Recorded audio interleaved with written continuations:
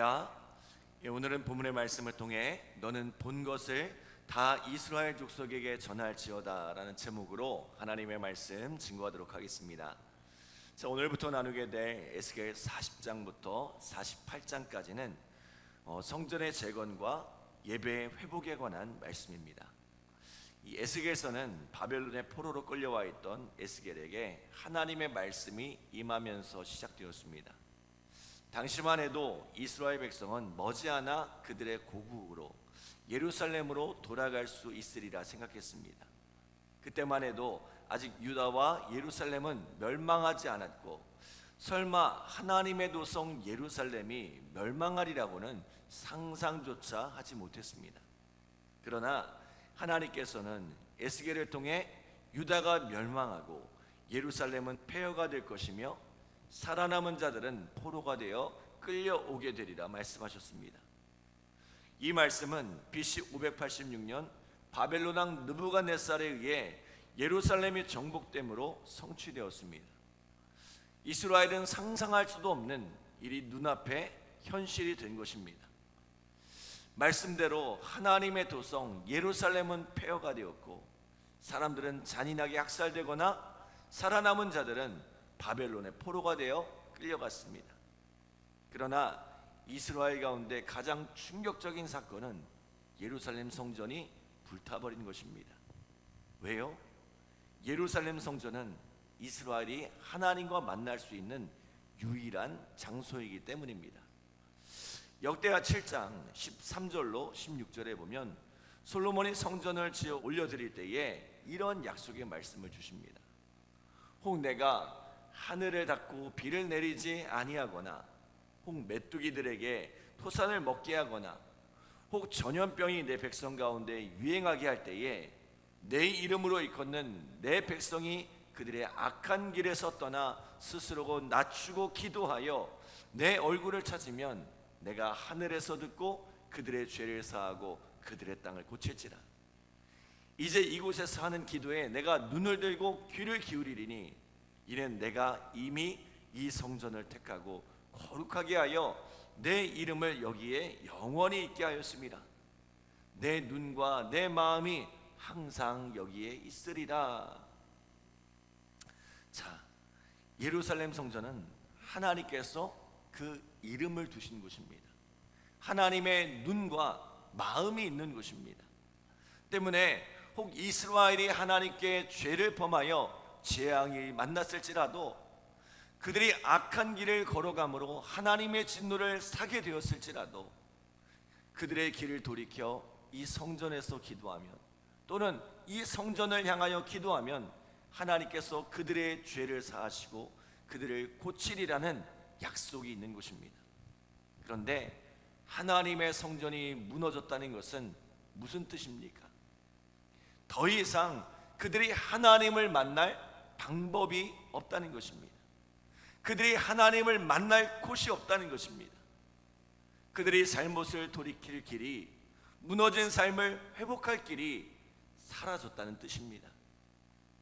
하나님은 진토 중에서도 거름더미에서도 우리를 높은 곳으로 세우실 수 있는 하나님이십니다. 모든 것이 끝난 것 같을지라도 모든 소망이 사라진 가운데도 다시 일으키실 수 있는 분입니다. 그런데 그 하나님께 나아갈 방법이 없다니 이 같은 충격이 없습니다. 그리고 그렇게 시간이 흘러 오늘이 언제입니까? 자, 우리 1절 함께 읽겠습니다. 1절 시작. 우리가 사로잡힌 지 25째 해 성이 함락된 후 14째 해 첫째 달 10째 날에 곧 그날에 여호와의 권능이 내게 임하여 나를 데리고 이스라엘 땅으로 가시되. 아멘. 자, 에스겔이 바벨론의 포로로 끌려온 지 무려 25년이 되었습니다. 예루살렘 성이 바벨론에 함락된 지도 무려 14년이라는 세월이 흘렀습니다. 이제 그들에게서 모든 소망이 사라져가고 있었습니다. 그러한 때에 하나님께서 사라진 예루살렘 성전을 회복하시리라 말씀하고 있는 거예요. 무너진 예루살렘 성전을 재건하시리라 약속합니다. 무슨 말씀이에요?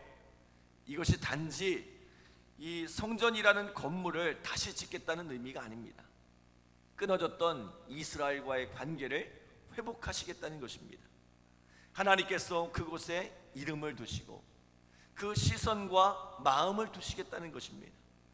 다시 이스라엘의 기도를 들으시며 응답하시고 이스라엘이 회개하고 돌이킬 때 그들을 고치시며 회복하겠다는 거예요.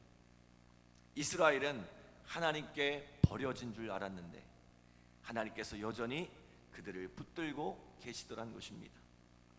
이에 하나님께서 에스겔에게 한 환상을 보여주시죠. 자, 우리 2절로 4절 말씀 함께 읽겠습니다. 2절로 4절 시작. 하나님이 이상 중에 나를 데리고 이스라엘 땅에 이르러 나를 매우 높은 산 위에 내려놓으시는데 거기에서 남으로 향하여 성읍 평상 같은 것이 있더라. 나를 데리시고 거기에 이르시니 모양이 놋같이 빛난 사람 하나가 손에 삼줄과 측량하는 장대를 가지고 문에 서 있더니 그 사람이 내게 이르되 인자야 내가 내게 보이는 그것을 눈으로 보고 귀로 들으며 내 마음으로 생각할지어다. 내가 이것을 내게 보이려고 이리로 데리고 왔나니 너는 본 것을 다 이스라엘 족속에게 전할지어다 하더라. 아멘. 하나님께서 에스겔을 이스라엘 땅의 매우 높은 산으로 이끄십니다. 그리고는 그곳에 놋같이 빛나는 사람 하나가 등장하는데 그는 측량을 위한 삼줄과 장대를 들고 있었습니다. 이 사람의 역할이 무엇입니까? 에스겔에게 새 예루살렘 성전을 측량하며 그것을 설명해 주는 도슨트입니다. 성전의 구석구석을 측량하여 실제 그 모습을 아주 구체적으로 에스겔에게 설명합니다. 오늘 본문에 기록된 그 많은 내용이 이 놋같이 빛나는 사람이 에스겔에게 성전의 실제 모습을 설명하는 내용입니다. 그리고는 이렇게 이야기하죠. 그것을 눈으로 보고 귀로 들으며 내 마음에 생각할지어다. 그것을 눈으로 보고 귀로 들으며 내 마음으로 생각할지어다. 하나님께서 보여주시는 이 환상을 눈으로 보고 귀로 듣고 그것을 마음에 깊이 담아두란 것입니다. 여러분, 신앙인의 삶이란 무엇입니까? 하나님께서 우리에게 보여주시는 것들, 특별히 하나님의 말씀을 눈으로 보는 거예요. 그리고 하나님께서 들려주시는 것, 특별히 선포되는 말씀을 귀 기울여 듣는 것입니다. 그리하여 그 눈으로 본 것과 귀로 들은 것을 마음으로 생각하여 그 마음 깊이 간직하는 것이 바로 신앙인의 삶인 줄 믿습니다. 지금 우리는 이것을 하고 있는 거예요. 눈으로 보고 귀로 듣고 그것을 우리의 마음속에 담고 있는 거예요. 그리고 나서 어떻게 하래요? 눈으로 보고 귀로 듣고 마음에 담은 그것을 다 이스라엘 족속에게 전하라고 합니다. 하나님께서 아주 생생하게 보고 듣게 하신 그것을 그대로 전하라는 것입니다. 마치 눈앞에 건물이 지어지는 것처럼 그것을 아주 구체적으로 전달하여 비록 귀로 듣지만 그것이 눈으로 그려지도록 하라는 것입니다. 에스겔이 받았던 그 은혜를 온전히 전하여 이스라엘도 믿음의 눈으로 이 하나님의 성전을 바라보게 하라는 것입니다. 이것이 바로 우리의 사명입니다. 내가 보고 내가 들은 은혜, 내 마음에 간직한 그 은혜를 우리의 가정에 또 우리 교회 공동체 가운데 우리 이웃들에게 온전히 전하는 것이 바로 우리의 사명인 줄 믿습니다. 그리하여 이 소망이 없는 세상 속에 하나님을 잃어버린 이 세상 가운데 하나님을 보게 하고 잃어버린 소망을 되찾게 하는 것, 이것이 바로 우리의 사명입니다. 오늘 우리는 에스겔이 보고 듣고 그 마음에 새긴 말씀 앞에 서 있습니다. 이스라엘 백성은 이 말씀을 들으며 새롭게 재건될 하나님의 성전을 상상했습니다. 여러분, 그 성전의 모습이 어떠했습니까? 자, 오늘 그 성전의 모습을 일일이 설명할 수는 없고 우리 5절 말씀만 함께 나누도록 하겠습니다. 우리 5절 시작. 내가 본즉 집 바깥 사방으로 담이 있더라. 그 사람이 손에 측량하는 장대를 잡았는데 그 길이가 팔꿈치에서 손가락에 이르고 한 손바닥 너비가 더한 차로 6척이라. 그 담을 측량하니 두께가 한 장대요 높이도 한 장대며. 자, 놋같이 빛나는 사람의 손에 한 장대가 들려 있는데요, 그 장대의 길이가 얼마예요? 팔꿈치에서 손가락까지는 이 한 규빗이에요. 45cm 정도가 되죠. 자, 이에 손바닥 너비를 더했으니 한 자의 길이는 약 50cm가 조금 넘고 이것이 6척이니까 한 장대의 길이는 약 한 3.2m가 됩니다. 그러니까 성전을 둘러싼 담의 높이가 한 장대 3.2m이고 그 두께도 한 장대 3.2m에 이르는 아주 견고한 담이라는 거죠. 자, 무슨 뜻일까요? 지난날 불타서 사라졌던 예루살렘 성전과 달리 새 예루살렘 성전은 아주 견고하리라는 것입니다. 그 성전은 쉽게 허물어지지 않으리라는 것입니다. 다시 말하면 하나님과 이스라엘의 관계는 더욱 견고하리라는 것이죠. 로마서 8장 38절로 39절에 보면 이런 말씀이 있죠.